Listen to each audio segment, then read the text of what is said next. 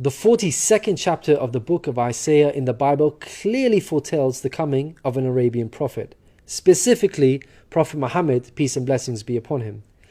Isaiah describes itself as a prophecy about the future. God states that, "The former things have taken place, and new things I declare." God starts the chapter by drawing our attention to a very special person that he will send.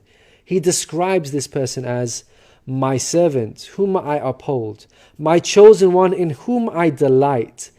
At least 3 of the names of the Prophet Muhammad are mentioned: servant, chosen one, and in whom I delight. Isaiah is originally written in Hebrew. Arabic and Hebrew share a lot of common words because they are both Semitic languages. Isaiah uses the Hebrew word ebed for servant. The Arabic word for servant is abd. Prophet Muhammad is known as God's servant. In Arabic, Abdullah. Chosen one is Mustafa in Arabic. This is another of the names of the Prophet Muhammad.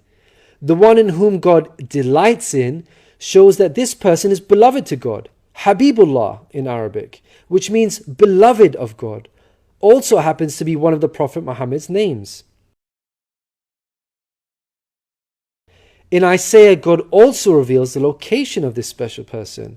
He states, "Let the wilderness and its towns raise their voices. Let the settlements where Kedar lives rejoice." Out of all the nations on earth that God inspired Isaiah to mention, he chose to highlight Kedar's location, so we should pay special attention. Throughout the Bible, Kedar and his sons are linked to Arabia. For example, the book of Ezekiel tells us that Arabia and all the princes of Kedar were your favorite dealers in lambs, rams, and goats. In these they did business with you. In Isaiah, God goes on to narrow the location down further to a specific city within Arabia. He states that the people of Selah should sing for joy. Let them shout from the mountaintops. The place Selah pinpoints the exact location in Arabia. The place being spoken of is the city of Medina in Saudi Arabia, because Selah is the name of a famous mountain in Medina. Medina was the city of the Prophet Muhammad. An important point worth mentioning is that historically we know there was a presence of various Jewish tribes in Medina before the advent of the Prophet Muhammad. Both Jewish historians and Islamic history records this fact.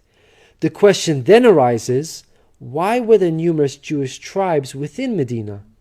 The answer is that the learned Jews were aware of this prophecy in Isaiah and were anxiously awaiting the coming of a new prophet. Islamic history records the fact that whenever a dispute arose between the Jews and the Arabs in Medina, the Jews used to taunt their pagan Arab neighbors by saying, "When our prophet arrives, we shall obliterate you."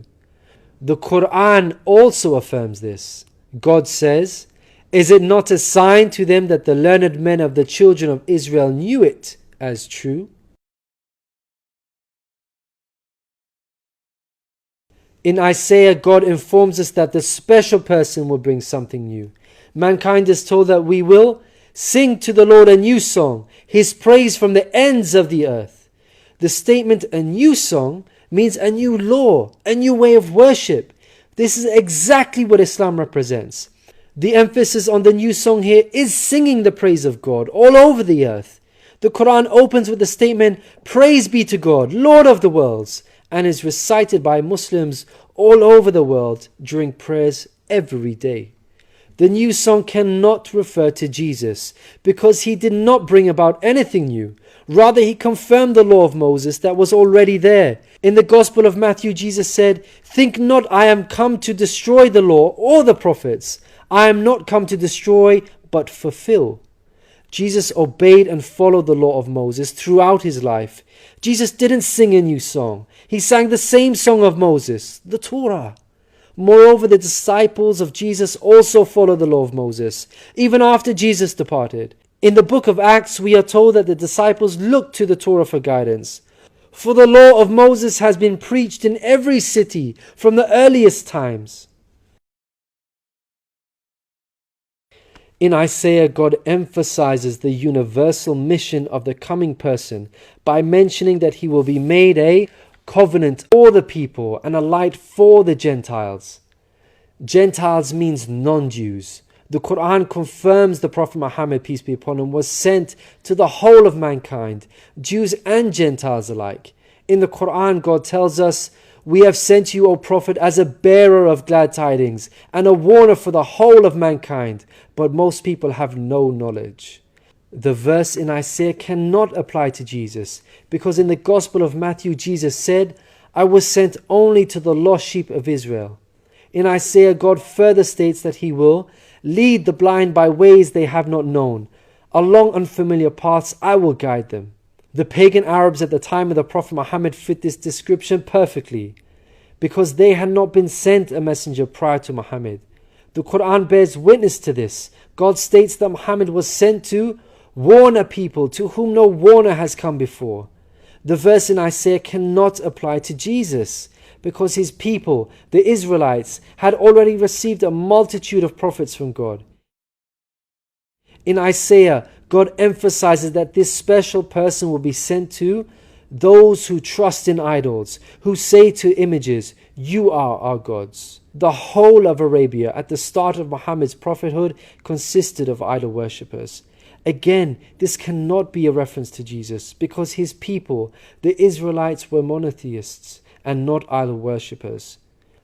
Moreover, Jesus explicitly told his disciples to stay away from the idol-worshipping Gentiles, the exact opposite of what God prophesied in Isaiah. The Gospel of Matthew tells us that these 12 Jesus sent out with the following instructions: do not go among the Gentiles. In Isaiah, God states that this special person will be a warrior and will go forth as a mighty man. He shall stir up jealousy like a man of war. He shall cry, yea, roar. He shall prevail against his enemies. Throughout history, God has dealt sternly with those who are sent guidance and persist in disbelief. Prophet Muhammad, peace be upon him, had to engage in many battles with the idol-worshipping enemies of God and ultimately prevailed against them. By comparison, Jesus did not triumph over his enemies. According to Christians, he was crucified by them. Moreover, Jesus wasn't interested in fighting. He was not a man of war. He was a pacifist, according to the Bible. He said such things as, "For all who draw the sword will die by the sword," and "My kingdom is not of this world. If my kingdom were of this world, then would my servants fight."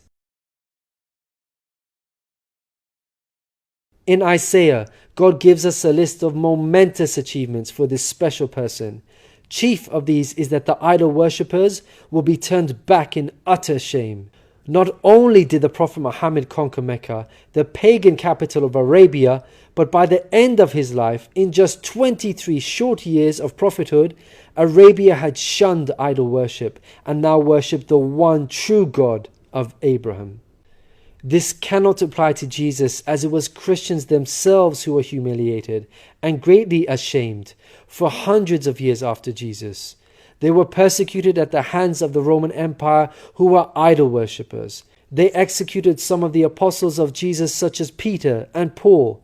Christians were tortured and even fed to the lions. Finally, Isaiah closes with an admonishment from God. "Hear, you deaf. Look, you blind, and see. You have seen many things, but you pay no attention. Your ears are open, but you do not listen. Which of you will listen to this or pay close attention in time to come?" It seems clear that the deaf and blind God is talking about in this verse are those who reject Prophet Muhammad, peace be upon him. Who among you will heed God by acknowledging him? Who will listen and pay close attention in time to come? الذين يتبعون الرسول النبي الأمي الذي يجدونه مكتوبا عندهم في التوراة والإنجيل يأمرهم بالمعروف